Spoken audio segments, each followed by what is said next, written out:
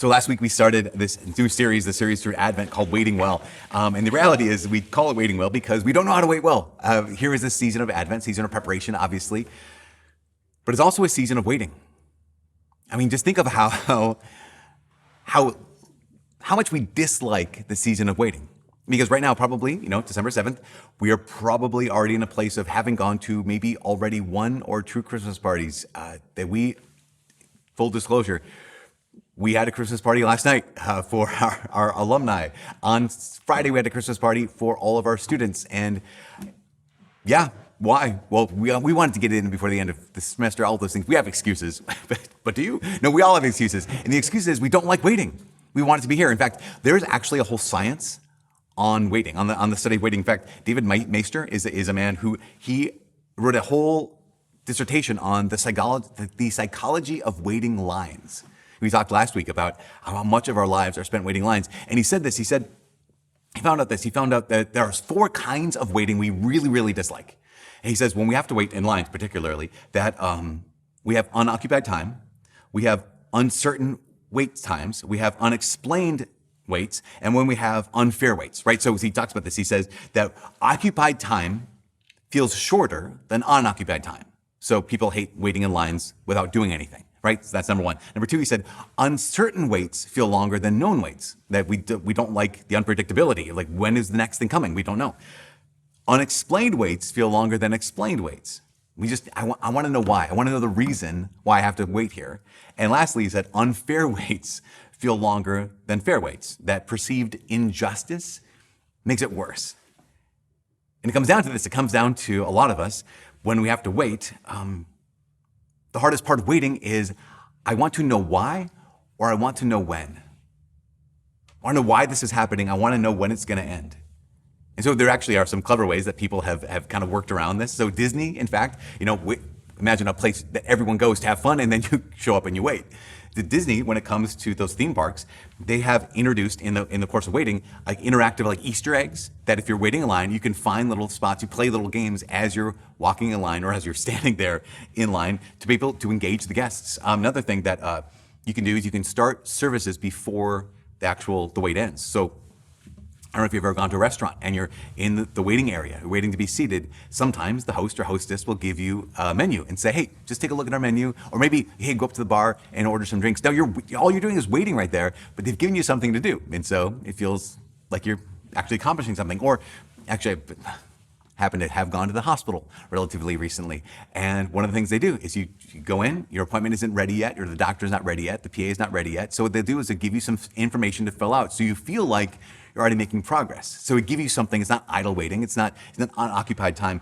One thing I think is really helpful is that people will use transparency and updates so that waiting feels like it's happening faster. When I say it is that if you have like accurate wait times displayed, I mean, you've seen this on the highway, whereas, it takes 15 minutes to get to 494 from here. Like, okay, that's good. I know.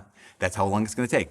If you've ever ordered Domino's pizza, they are genius in the sense of they have their Domino's pizza tracker, where it's like, okay, hey, you put your order in, you made their phone call, and you can find, it's in the oven right now. It's out, oh my gosh, it's out of the oven already. It's on its way. Joe is bringing it to your house. Like that pizza tracker makes waiting seem more tolerable. Why? Because what makes waiting feel intolerable is when I don't know why it's happening, and I don't know when it's going to end. What we do when we don't know why and when we don't know when it's going to end, here's how a lot of us end up waiting. We just worry. Again, this whole Advent, we're going to be talking about what it is to wait well. But one of the ways that you and I wait is we don't know how to wait well because we worry. We simply anxiously wait, even though we're called to wait well. And so we ask the question, okay, well, what's the big deal? Why is it so important to be able to wait well? Why is it so important to not worry while we wait? Well, first of all, worry chokes the life out of life. Worry chokes the joy out of life. I mean, when was the last time we realize this? We know this is true, that worry steals joy. Why? Worry steals joy because it shifts our mind and heart out of the present and into an imagined future. Usually, not only shifts our mind and heart out of the present to imagined future, but usually that imagined future is filled with our worst fears, right? It's very, very rare that when someone says, what if, it's like, what if something amazing happens? It's usually, what if something devastating happens? Because we know this, right? The worry and joy cannot coexist in the Christian's heart for very long. You can't be worried and joyful. No one, not just Christians, but no one can be simultaneously worried and joyful at the same time. Again, because why? Because worry dominates our thoughts with these ideas of what if. And again, it's most often not what if something amazing happens, but what if something awful happens? We catastrophize. And we end up filling that gap between where we are and where we want to be with fear. I came across this statistic the other day that said that out of all the things we worry about, 91.4% of the things that we worry about never actually end up happening. Now, pause on that for a second. While we're waiting, we worry. But what's going to happen? When 91.4% of the things we worry about never actually even end up happening. And so what we do is we pre-live the pain. If 91.4% of things that we worry about are probably negative things, they'll never happen. But my heart has experienced, my mind, my neurochemistry has experienced this as if it's happened because I pre-live pain. And that's why there's a saying that the one who worries makes themselves suffer twice. Maybe it happens, maybe that 8 point whatever percent actually does happen, but I've made myself suffer twice. We know that one of the reasons we can't be, as Christians, we can't worry is that worry chokes the joy out of life. Another reason we shouldn't worry is because worry doesn't work. It's just like, let's just be honest. Worry doesn't work. Now, here's the interesting thing. Worry feels like work. Like worry makes us feel like we're doing something. Why? Because fretting is occupying time, but it's not effective. Like it takes our time, but accomplishes nothing.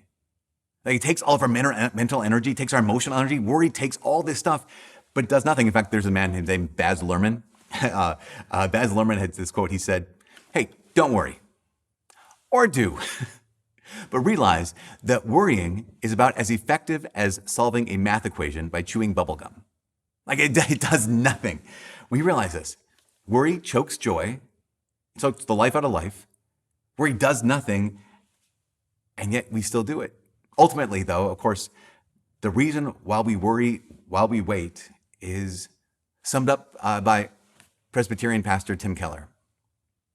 Tim Keller said it like this. This is kind of a paraphrase or rearranging of how he said it. He said, bitterness is believing that God got it wrong. And worry is not believing that God will get it right. We look back at our past, we feel with bitterness. That's, I believe, at some level, I believe God got it wrong. And worry is to believe that God will not get it right.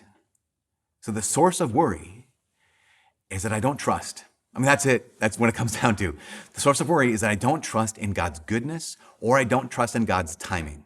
This is for all of us. Here in Advent, this is what we need to come face to face with because we're called to wait well. And when we worry while we wait, what that reveals is the depth of my heart. The depth of my heart is that I don't either trust God's goodness or I don't trust God's timing. And this, not trusting God's goodness, I would say this. I would say that not trusting God's goodness is the issue of our age. That in the past, not even too long ago, when I first got on campus, the big question, big issue was the new atheists, right? People were asking that question, does God really exist? You don't find that question asked as often anymore.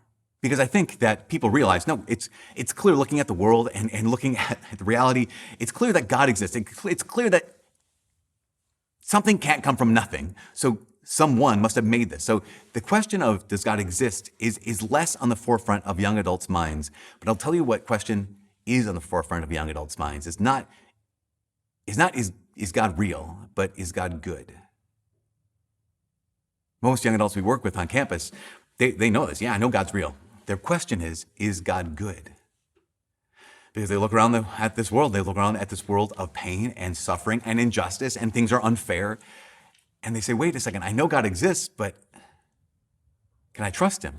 And this is nothing new. It's not new for 2025 or 2026. It's not new for us right now. This is, in fact, the first temptation ever known to humanity is what happens. Here's Adam and Eve in the Garden of Eden. And the serpent comes in, and the serpent doesn't say, hey, does God really exist? That's not the question. The challenge is, hey, did God really say you couldn't eat of this fruit? No, God, Eve says, no, God, we can eat of any of the fruit. He's so good. He lets us eat any of this. We just can't eat that fruit or else we'll die. And the serpent says, no, you'll certainly not die. God knows full well the moment you eat of it, you'll be like him. And here's the secret that he doesn't want you to know. He doesn't want you to be like him. You actually can't trust him. The first temptation that's attacked the human heart is this question. Can I trust in God's goodness? You know, it's just fascinating because virtually everything after that story is God trying to win our trust. God trying to prove to us that he can be trusted. In fact, skip to the end. Skip to why we're here on the second Sunday of Advent. Why we're excited about Christmas is why? Because Christmas and Easter, the whole story, declares this. That there's not one aspect of our human life, not one aspect of our pain, not one aspect of our suffering, not one aspect of our poverty that God hasn't entered into, right? I mean, think about this. We're going to hear this in 3 weeks, that when Jesus became one of us, he didn't come as a conquering hero, come as a warrior, come as a king. He didn't come as Achilles who could not be defeated. He came not just as a baby, but as a baby born into more poverty than you and I probably ever experienced in our lives. His life was spent in more desperation and more uncertainty than any of us could ever experience in our lives. His life ended with more unfairness and injustice than any of us will probably ever experience in our lives. Why? So that you and I can see this God and say, oh, he's good.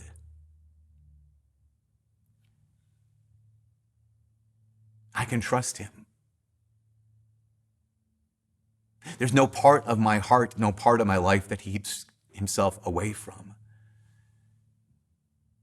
So I worry. Why? Because I don't know if I can trust God. I don't know if I can trust his goodness. And the answer is the manger. The answer is the cross. You can trust him.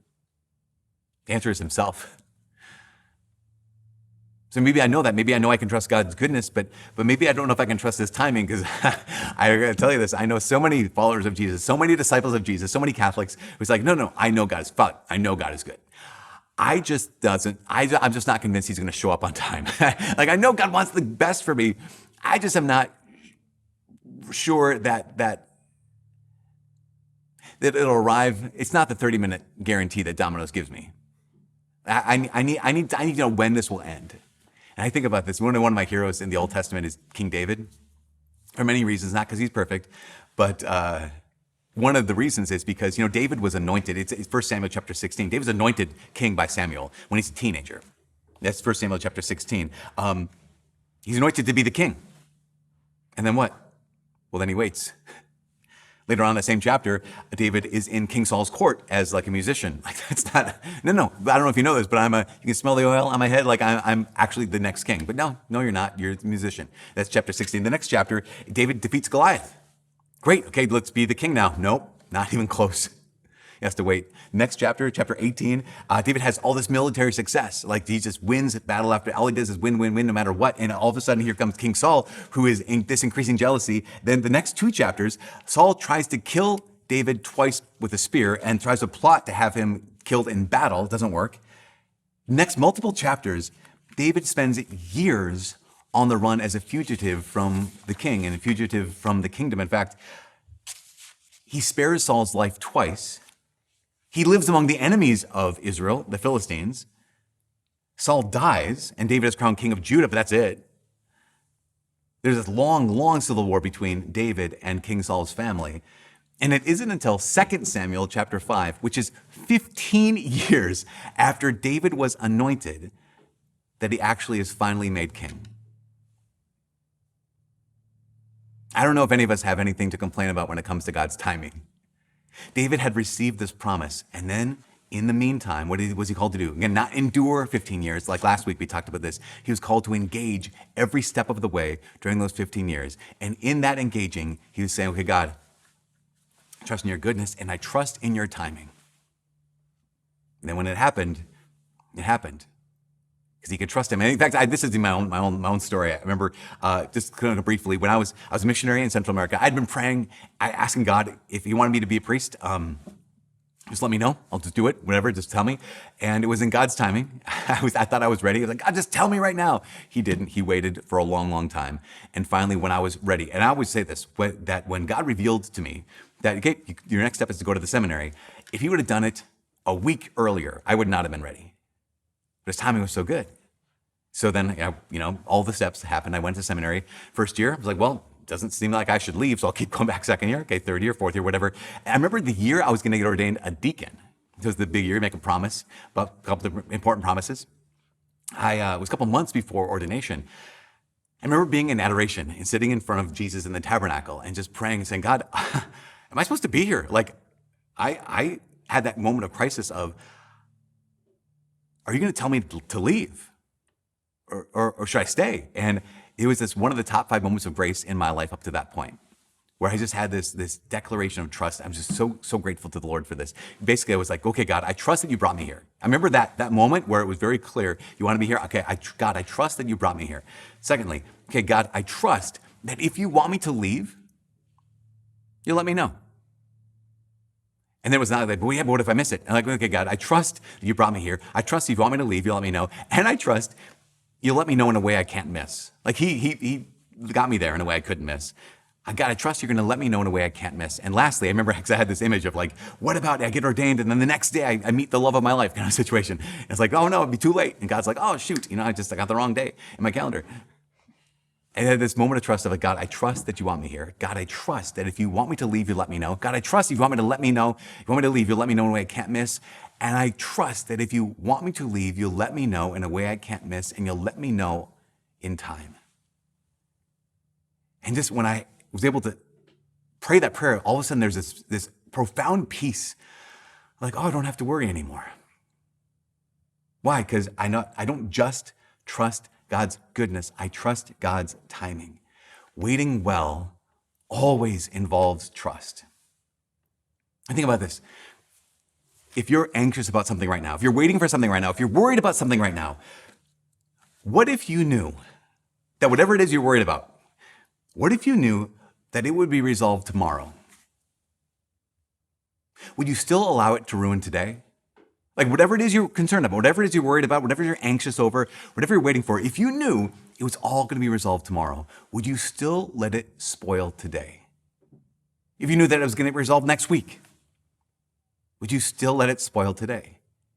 If you knew that this thing that you're just anxiously worried, hurriedly waiting for, if you knew that was going to be resolved next month or next year, would you let it spoil today? And if not, then why? Why let it spoil right now? We know this. We know that resentment, bitterness is believing God got it wrong, and worry is believing God won't get it right. But to realize this, God is going to take care of it all. Like truly, it's all going to be resolved. It might not be resolved in the way I prefer, but it's all God's going to figure it out. It's all going to get done. It is all going to be resolved. It will all be completed. You can just trust in this. Because when we trust, it leads to hope. The second reading today from St. Paul's letter to the Romans, he said, by endurance you grow in hope.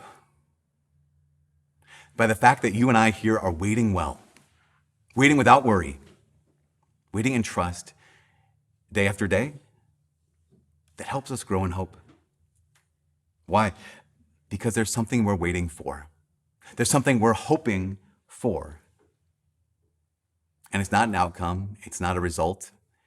It's the character of God. It's the character of God who ensures that we can wait in hope because we trust in his goodness and we trust in his timing. And so my invitation right now is this. One of the best ways we can trust in God, one of the best ways we can hope in God, one of the best ways we can actually lean in and not worry is when we trust God not only with our strength, when we trust God with our weakness. Not just when we trust God with our wins, but when we trust God with our sins. Tonight on campus, we're going to have reconciliation service, and we're going to invite our students to trust God, trust his goodness, not because they're amazing, not because they're awesome, although they're great, but to trust him with their sins.